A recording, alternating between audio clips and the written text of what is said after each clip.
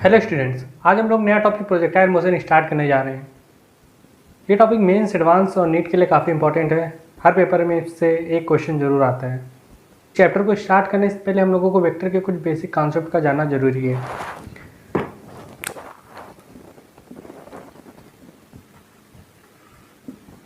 जैसे कि ये हमारी एक्स एक्सेस है और ये हमारी वाई एक्सेस है और ये है कोई वेक्टर ए, इसका एक्स एक्सेस एंगल थीटा है।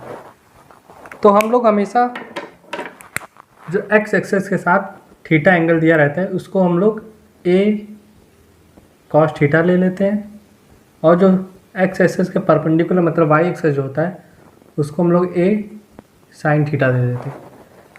इस कॉन्सेप्ट का प्रोजेक्टाइल मोशन में काफ़ी इंपॉर्टेंट है। अभी हम लोग आगे देखते हैं। प्रोजेक्टाइल मोशन में मोशन दो टाइप का होता है, एक जो एक्स एक्सेस के साथ होता है और एक जो वाई एक्सेस के साथ होता है। मतलब जैसे यहाँ पर कोई बॉडी है, बॉडी को हम लोग ऊपर फेंकते हैं तो एक मोशन जो है हमारा हाइट वाला है और दूसरा ये डिस्टेंस जो ट्रैवल कर रहा है ये मोशन है।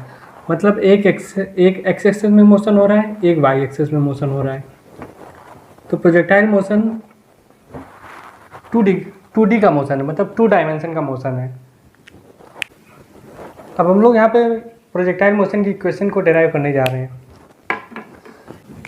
इक्वेशन जो होती है हमारी हमेशा एक्स और वाई के टर्म में होती है। तो हम लोगों ने मान लिया यहाँ इस पर एक पॉइंट है एक्स कामा वाई, मतलब ये हाइट हमारी वाई है और यहाँ से लेकर यहाँ तक की डिस्टेंस x है। तो अब हम लोग x डायरेक्शन के मोशन को देखते हैं। x डायरेक्शन में ये x डिस्टेंस निकालने के लिए हम लोग करेंगे x equal to x direction में हमारी वेलोसिटी u cos थीटा है, तो u cos theta into time. ये हमारे पास पहली इक्वेशन आ गई। यहाँ से हम लोग टाइम निकाल लेंगे। टाइम आ गया x के टर्म में x upon u cos theta, मतलब यहाँ से हम लोग टाइम निकाल लेंगे x के टर्म में। तो ये हमारे पास एक रिजल्ट आ गया। अब हम लोग y डायरेक्शन का मोशन देखते हैं। इस y को निकालने के लिए हम लोग x डायरेक्शन में हमारी कोई ग्रेविटी नहीं है और y डायरेक्शन में हमारी g की ग्रेविटी दी है। ग्रेविटी g हमेशा नीचे की साइड लेते हैं और ये ऊपर मोशन जा रहे हैं, ऊपर वाले के मोशन को हम लोग पॉजिटिव लेंगे और जो नीचे मोशन जा रहा है उसको निगेटिव लेंगे। मतलब y equal to u sine theta, y direction में इसकी वेलोसिटी यू साइन थीटा है into time plus half g negative direction में मतलब माइनस g और यहाँ से t स्क्वायर। अब हम लोग ये जो t की वैल्यू है यहाँ पर पुट कर देंगे, तो y equal to u sine theta into time x upon u cos theta minus half g t square मतलब x square upon u square cos square theta. तो अब हमारे पास यहाँ से आ गया एक u से u कैंसिल हो गया, y equal to x tan theta minus g by 2 x square upon u square cos square theta. तो ये हमारी प्रोजेक्टाइल की इक्वेशन आ गई।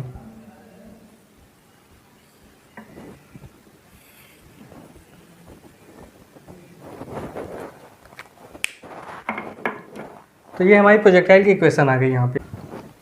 तो अब ये हमारी फाइनल इक्वेशन ऑफ प्रोजेक्टाइल आ गई। इसको इस हिसाब से भी लिख सकते हैं, y equal to x tan theta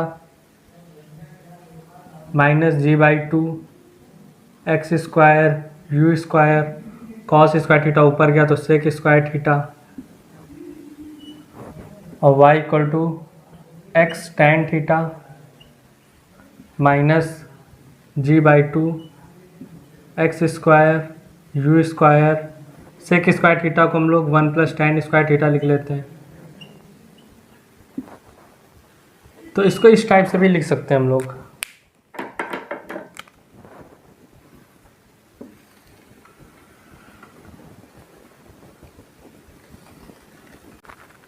आगे चलकर हम लोग इसी प्रोजेक्टाइल की इक्वेशन को रेंज के टर्म में भी लिखेंगे। तो अब हम लोग मैक्सिमम हाइट और रेंज और टाइम निकालना सीखते हैं। अगर आप लोग प्रैक्टिस करते रहेंगे तो ये फार्मूले याद करने की ज़रूरत नहीं है, पेपर के टाइम पे तुरंत ये डिराइव किए जा सकते हैं। तो जैसे हम लोगों ने y की इक्वेशन लिखी थी, यहाँ से y डायरेक्शन की इक्वेशन, ये height y = X Y direction में इसकी वेलोसिटी u sin थीटा है, u sin theta into time plus half minus G, negative direction में माइनस जी t²। ये हमारे पास ये हमने y की इक्वेशन लिखी थी। अब हम लोग अगर इसका डिफ्रेंसिएशन कर दें टाइम के टर्म में तो dy/dt आ जाएगा u sin थीटा, ये तो कांस्टेंट है, इंटू टाइम का डिफ्रेंसिएशन 1 माइनस हाफ जी, और यहाँ से t² का डिफ्रेंसिएशन 2t मल्टीप्लाई में 2t। अब हम लोगों को मैक्सिमम हाइट निकालनी है। मैक्सिमम हाइट के लिए हम लोग dy/dt 0 कर देते हैं, मतलब dy/dt = 0। तो यहाँ से हमारे पास आ गया u sin थीटा = हाफ जी इंटू 2t। तो ये 2 से 2 का कट गया cancel, u sin theta upon g, ये आ गया t।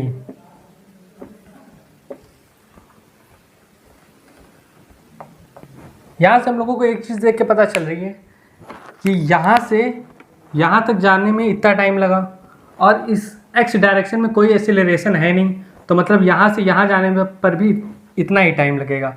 तो यहाँ पर हमारे पास टोटल टाइम का फार्मूला आ गया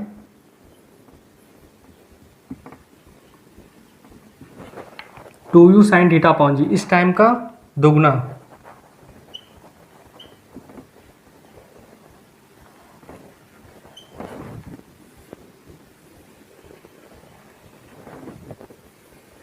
ये टोटल टाइम का फार्मूला आ गया। अब मैक्सिमम हाइट का फार्मूला निकालने के लिए इस टाइम को इस इक्वेशन में पुट कर देंगे, क्योंकि dy/dt हम लोगों ने 0 इसीलिए पुट किया था क्योंकि हम लोगों को मैक्सिमम हाइट निकालनी थी। तो अब हम लोग ये टाइम इस इक्वेशन पुट करते हैं। तो y = u sin theta into time u sin theta upon G minus half G u² sin square theta upon total time g। यहाँ से आ गया y max = u² sin square theta upon G, ये है, और u² sin square theta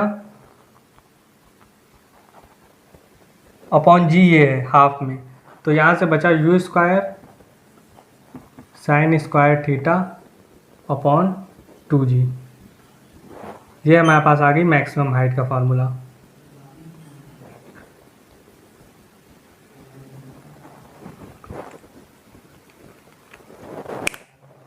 अब हम लोग range का फार्मूला निकालना सीखते हैं। रेंज हमारी ये पूरी रेंज है, इस पॉइंट से लेकर इस पॉइंट तक की ये हमारी पूरी रेंज है।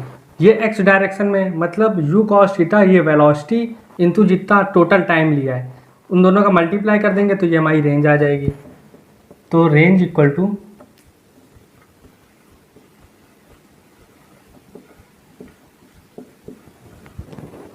x डायरेक्शन में velocity u cos theta into total time 2u sin theta upon G.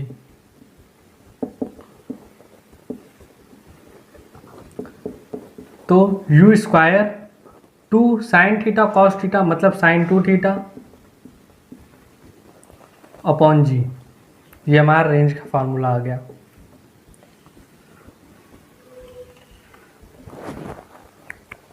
तो यहाँ से हमारे पास 3 फार्मूले आ गए। ये रेंज का फार्मूला आ गया, ये टोटल टाइम का फार्मूला आ गया, ये मैक्सिमम हाइट का फार्मूला आ गया। वाई मैक्स मतलब मैक्सिमम हाइट,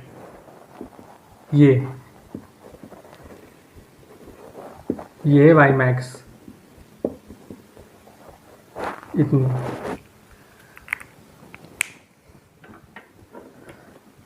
यहाँ से हम लोग प्रोजेक्टाइल की इक्वेशन रेंज के टर्म में भी निकाल सकते हैं कि y equal to x tan theta 1 minus x upon R. इसको आप लोग घर पे डिराइव करना, ये आप लोगों का होमवर्क है। इस इक्वेशन का प्रयोग हम लोग वहाँ पर करते हैं जहाँ पर मतलब वेलोसिटी नहीं दी रहती है, हाइट दी रहती है और रेंज दी रहती है और हम लोगों को एंगल पूछता है, तो उन जगहों पर इस इक्वेशन का प्रयोग किया जाता है। अब हम लोग कुछ नई चीज़ों को सीखते हैं। अब हम लोग प्रोजेक्टाइल में आगे डिस्प्लेसमेंट वेक्टर और एंड एवरेज वेलोसिटी वेक्टर के बारे में जानते हैं।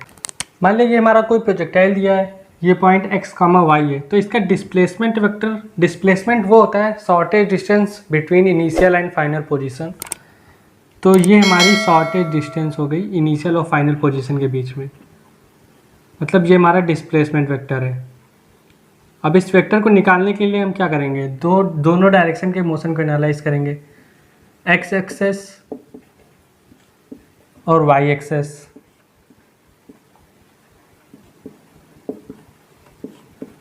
तो यहाँ से x आ गया हमारा, x equal to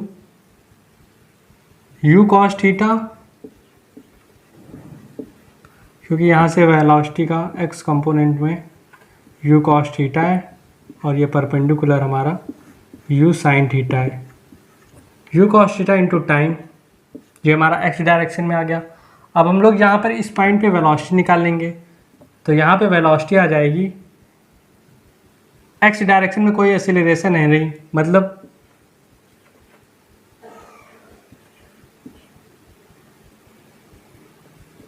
u cos theta ये हमारी इस डायरेक्शन में वेलोसिटी होगी vx। अब y एक्सेस में हम लोग y निकाल लेंगे, u sin theta into time. यहाँ पे नीचे ग्रेविटी भी दी है, तो माइनस हाफ GT स्क्वायर, और vy आ जाएगा हमारा, y डायरेक्शन में u sin थीटा है माइनस GT।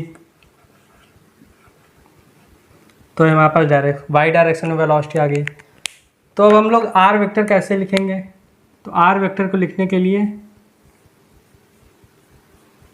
x हमारा u sin theta into time है, u cos theta into time है। x डायरेक्शन को शो करने के लिए i कैप लगाते हैं हम लोग, i cap plus y direction हमारा u sin theta into time minus half GT square, तो plus u sin theta into time और minus half GT square. y axis के डायरेक्शन को दिखाने के हम लोग j कैप का यूज करते हैं। तो ये हमारा आ गया displacement vector.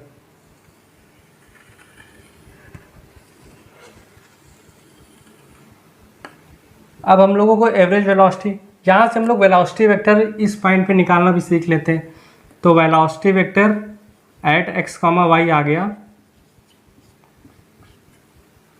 u cos theta x direction में है तो i cap, velocity at x, y x direction में u cos थीटा और x डायरेक्शन को शो करने के लिए i कैप का लगाते हैं हम लोग, plus u sin theta minus GT j cap, y direction को शो करने के लिए j कैप लगाते हैं। तो यहाँ से हम लोगों ने पोजीशन वेक्टर और वेलोसिटी वेक्टर निकालना सीखा। तो पोजीशन वेक्टर निकालने के लिए u cos theta, x direction के मोशन को u cos theta into time और x डायरेक्शन को शो करने के लिए i cap plus u sin theta, y direction के u sin theta minus half GT square j cap. ये हमारा पोजीशन वेक्टर आ गया यहाँ से। अब हम लोग एवरेज वेलोसिटी वेक्टर निकालना सीखते हैं। एवरेज वेलोसिटी मतलब total displacement upon total time taken.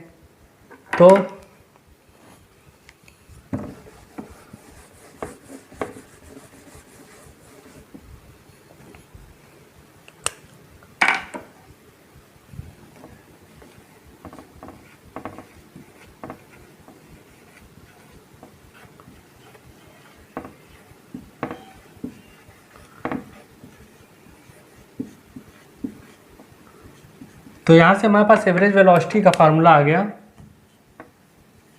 Are vector upon time, total time. तो आर वेक्टर हमारा ये दिया है, u cos theta time into time i cap plus u sine theta into time minus half g t square j cap upon time. तो इस time से ये time और यहाँ से इन दोनों का एक एक टाइम चला गया, तो फाइनल आ गया यू कॉस थीटा आई cap plus u sine theta minus half g t j cap. ये हमारा आ गया एवरेज वेलोसिटी वेक्टर।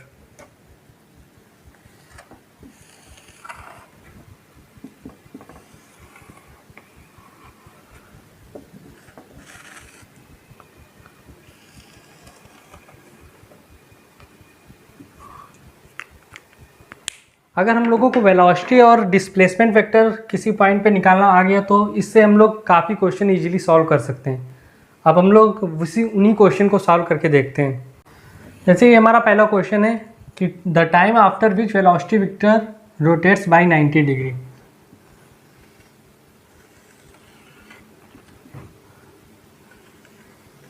ये हमारा कोई प्रोजेक्टाइल है, इसकी initial velocity u theta u cos theta और यू साइन थीटा। तो इनिशियल वेलोसिटी वेक्टर हमारे पास यहाँ से पता चल रहा है u cos theta I cap at time t equal to 0 पे। इनिशियल वेलोसिटी मतलब टाइम टी इक्वल टू 0 पे वेलोसिटी क्या है, और यू साइन थीटा जे कैप आफ्टर टाइम टी।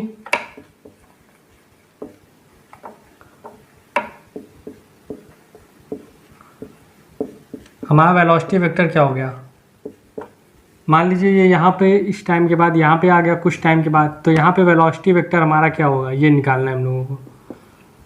तो यू कॉस थीटा मतलब एक्स डायरेक्शन का, प्रोजेक्टाइल में हमेशा एक्स डायरेक्शन का जो कंपोनेंट है वो कभी चेंज नहीं होता है, हमेशा वाई डायरेक्शन का कंपोनेंट ही चेंज होता रहता है। तो एक्स डायरेक्शन का कंपोनेंट अगर कभी चेंज नहीं होगा तो यहाँ पे भी वेलोसिटी एक्स कंपोनेंट की यू कॉस थीटा आई कैप ही रहेगी। एक्स डायरेक्शन में वेलोसिटी कभी नहीं चेंज होती, हमेशा वाई डायरेक्शन में ही वेलोसिटी चेंज होती रहेगी। और जो जब मैक्सिमम हाइट पे पहुँच जाएगी तो सिर्फ इसके पास एक्स कंपोनेंट होगा, वेलोसिटी का सिर्फ एक्स कंपोनेंट होगा, मतलब यहाँ पे सिर्फ यू कॉस थीटा ही होगा। साइन का इसमें कोई टर्म नहीं होगा, मतलब परपेंडिकुलर इस पर कोई वेलोसिटी नहीं होगी, तभी तो ये मैक्सिमम हाइट पे आया। अगर इसके पास यहाँ पर भी कोई वेलोसिटी होती परपेंडिकुलर डायरेक्शन में तो ये इसकी मैक्सिमम हाइट नहीं होती, मतलब इसके ऊपर भी पार्टिकल जा सकते। तो यहाँ से वेलोसिटी का इस पॉइंट पे आ गया u cos theta plus u sine theta minus g t j cap. तो ये हमारे पास वेलोसिटी का वेक्टर आफ्टर टाइम टी आ गया, यू कॉस थीटा आई cap plus u sine theta minus g t j cap. अब हमें दिया है कि time after which velocity vector rotates by 90 degree, मतलब इन दोनों का डॉट प्रोडक्ट अब हम लोग 0 ले लेंगे। डॉट प्रोडक्ट में हम लोगों ने पढ़ा है कि अगर कोई दो वेक्टर परपेंडिकुलर हैं तो उनका डॉट प्रोडक्ट हमेशा 0 होता है, तो यू डॉट भी 0 हो गया। तो यहाँ से इन दोनों का डॉट प्रोडक्ट आ गया u square cos square theta plus u square sine square theta minus u sine theta g t equal to zero. तो ये हमारे पास आ गया, यू स्क्वायर कॉमन ले लेंगे तो sine square theta plus cos square theta equal to 1 into 1 equal to, ये इस साइड गया तो u sine theta into g t. तो यू से यू कैंसिल कर दिया, तो यहाँ से हमारे पास टाइम आ गया निकल के u upon g sine theta.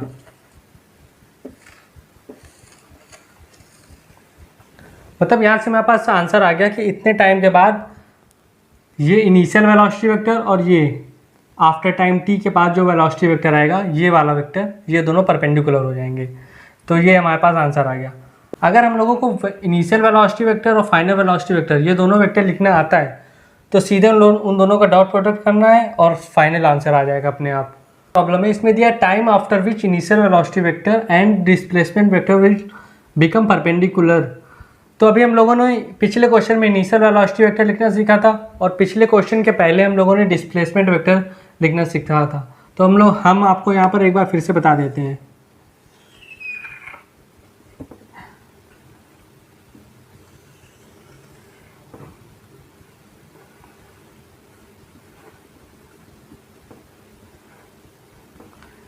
तो इसका इनिशियल वेलोसिटी वेक्टर यहाँ पर यू कॉस थीटा और परपेंडिकुलर की डायरेक्शन में यू साइन थीटा। तो इनिशियल वेलोसिटी वेक्टर आ गया हमारे पास यहाँ से you cos theta I cap plus u sine theta और जे कैप। अब हम लोग पोजीशन वेक्टर को डायरेक्टली लिखना सीखेंगे। हम लोग सबसे पहले देखेंगे कि एक्स डायरेक्शन में कोई एक्सीलरेशन तो नहीं है, तो यहाँ पर सिर्फ वाई डायरेक्शन में ग्रेविटी दी है। अगर वाई डायरेक्शन में ग्रेविटी वहाँ पर लिखा भी नहीं है तो भी हम लोग मान लेंगे कि ग्रेविटी हमेशा नीचे की डायरेक्शन में है। और एक्स डायरेक्शन में अगर कोई एक्सीलरेशन दिया जाएगा तो वो पहले से ही लिख के नोटिस किया जाएगा क्वेश्चन में। तो यहाँ से you cos theta into time, ये किसी x कामा वाई निकालना है तो x का ये कंपोनेंट हो गया u cos theta into time in I cap मतलब x डायरेक्शन के लिए, प्लस y कंपोनेंट निकालने के लिए y डायरेक्शन में जाएंगे यू साइन थीटा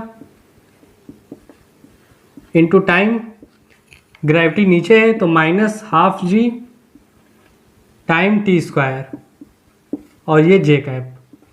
तो इस तरह हम लोगों ने डायरेक्टली लिखना सीख लिया। अब बोल रहा है कि दोनों वेक्टर परपेंडिकुलर है, मतलब u डॉट आर को 0 कर देंगे। तो यहाँ से आई कैप को मल्टीप्लाई, जे कैप को मल्टीप्लाई कर देंगे।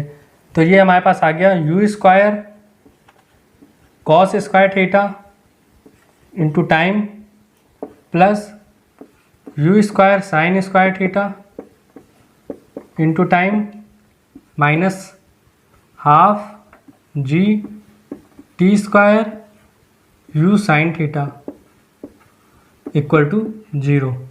तो यहाँ से cos square theta sine square theta ये दोनों यहाँ से यू स्क्वायर टी कॉमन ले लेंगे और cos square theta plus sign square theta ये तो 1 हो गया इंटू 1 माइनस इसको इस साइड ले लेंगे तो equal to half g t square u sine theta.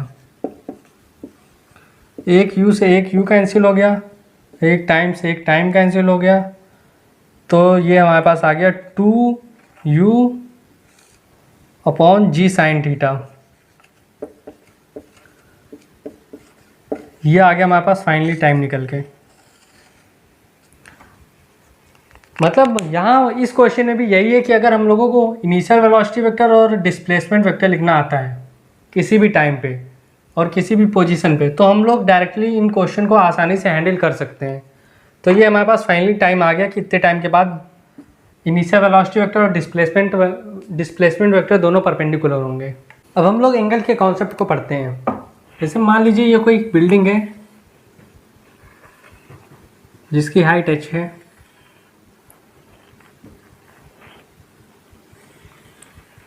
यहाँ पर इस ग्राउंड से कोई बॉडी प्रोजेक्ट की गई है, इसकी इनिशियल वेलोसिटी u है, एंगल थीटा है। यहाँ पर इसकी फाइनल वेलोसिटी v हो गई और ये एंगल हो गया अल्फ़ा। तो अगर मान लीजिए क्वेश्चन में हम लोगों को ये हाइट दी गई है और ये इनिशियल वेलोसिटी दी गई है और ये एंगल दिया गया है, तो सबसे पहले हम लोग वेलोसिटी निकालेंगे। इस वेलोसिटी को निकालने के लिए हम लोग सबसे पहले सिंपली वर्क एनर्जी थ्योरम लगा देंगे, मतलब initial energy equal to final energy. तो इनिशियल एनर्जी हमारे पास हाफ mv²,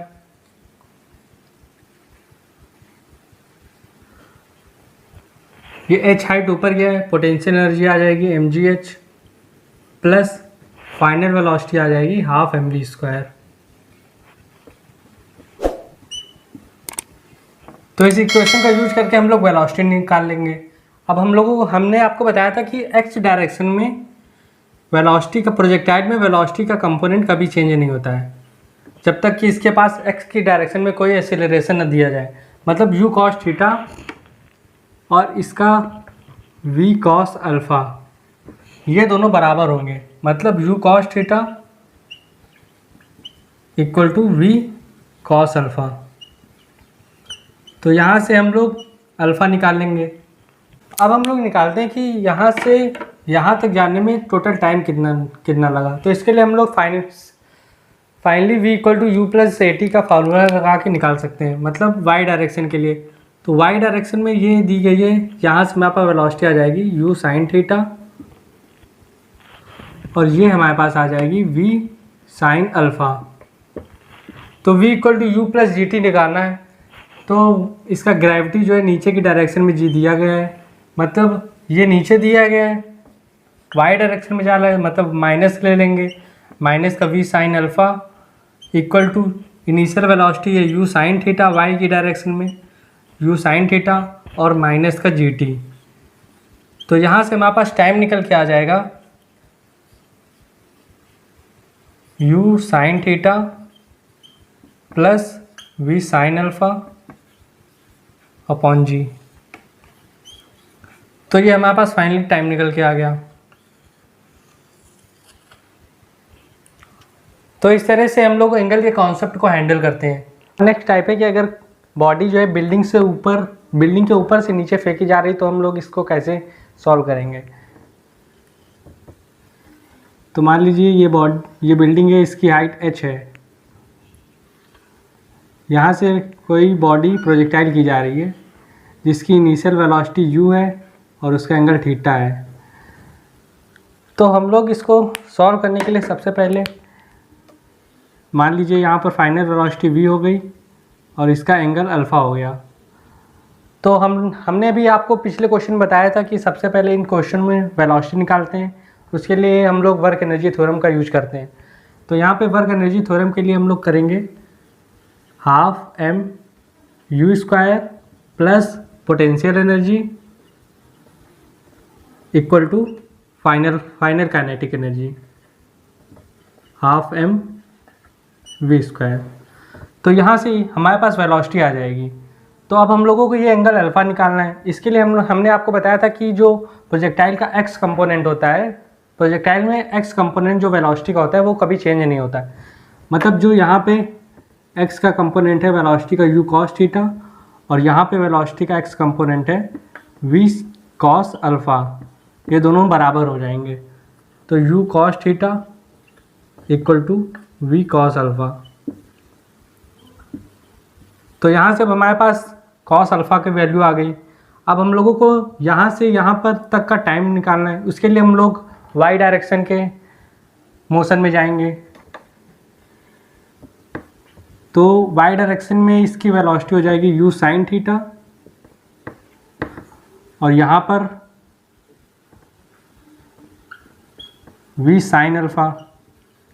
तो ये यहाँ पर निगेटिव डायरेक्शन में फाइनल वेलोसिटी, तो हम लोग लिख देंगे minus v sine alpha equal to, ये पॉजिटिव में है, u साइन थीटा और जी जो है वो निगेटिव डायरेक्शन में है, तो माइनस जी टी। तो यहाँ से हम लोगों का टाइम आ जाएगा u sine theta plus v sine alpha upon G. तो ये हमारे पास यहाँ से 3 रिजल्ट निकल के आ गए। इन्हीं तीन रिजल्ट पे बेस एग्ज़ाम में क्वेश्चन पूछे जाते हैं। अब हम लोग एक बेसिक कॉन्सेप्ट को समझते हैं। जैसे अगर मान लीजिए ये कोई एक बिल्डिंग है, इसकी हाइट h दी गई है,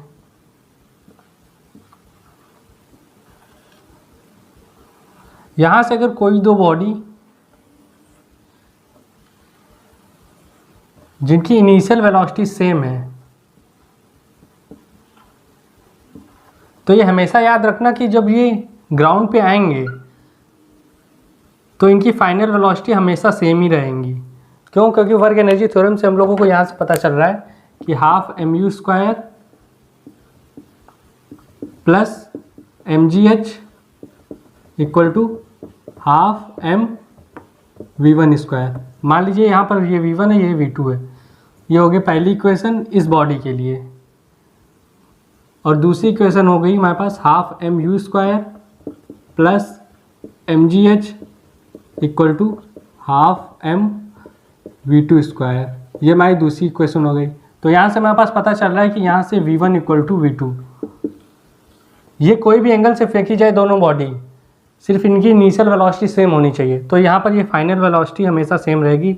ये कॉमन रिजल्ट है, ये याद रखना है। हम नेक्स्ट प्रॉब्लम डिस्कस करेंगे जिसमें प्रोजेक्टाइल के पास कोई एक्स डायरेक्शन में एक्सीलरेशन है, तो उस टाइप के प्रॉब्लम को कैसे हैंडल करते हैं। क्वेश्चन में जब ऐसे दिया है कि in how much time the particle returns in their original position, तो ओरिजिनल पोजीशन में पार्टिकल तो मोशन इन 1D में आता था, तो उस हिसाब से इन दोनों, ये अगर एक्स डायरेक्शन में ये एक्सीलरेशन है, वाई डायरेक्शन में ये एक्सीलरेशन है, तो इसके लिए हम लोग पार्टिकल को उसकी ए इफेक्टिव की डायरेक्शन में अगर फेंकें, मतलब इस डायरेक्शन में अगर फेंकेंगे हम, तो पार्टिकल वापस उसी डायरेक्शन में आ जाएगा।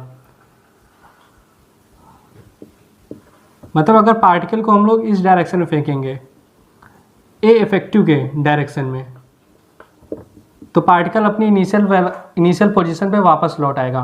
ए इफेक्टिव कैसे निकालने? ए इफेक्टिव निकालने के लिए under root a square plus ji square.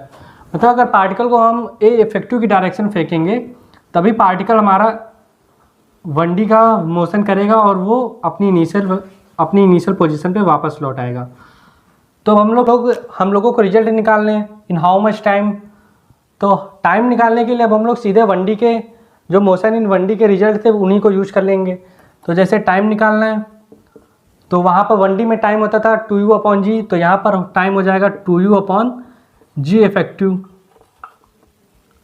मतलब 2u upon under root a square upon g square.